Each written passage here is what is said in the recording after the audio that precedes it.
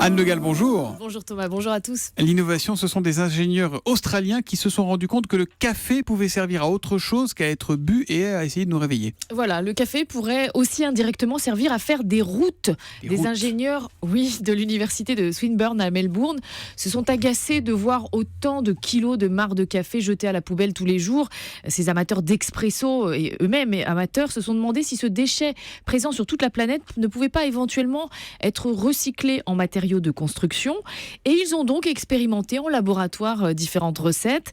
Après avoir eux-mêmes fait la collecte auprès des cafettes de l'université de Melbourne, ils ont finalement réussi à mettre au point un matériau aussi dur que le ciment et qui possède effectivement toutes les qualités physiques pour être utilisé sous l'enrobé des routes, donc pour les stabiliser et les consolider. Mais on se dit comme ça que s'il se met à pleuvoir, ça fait un café allongé.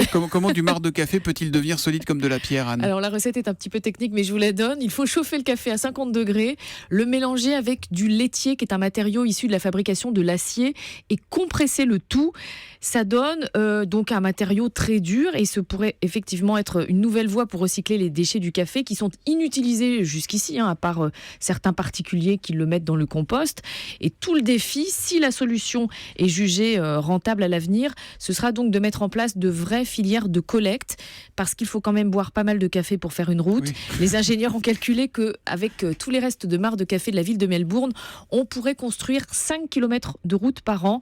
Alors vous allez me dire, c'est peut-être pas beaucoup, mais ça fait autant de remblais et de pierres en moins à prélever dans les carrières. C'est sûr. Reprenez un café, ça pourra peut-être nous aider pour les routes de demain. Merci Anne Le Gall.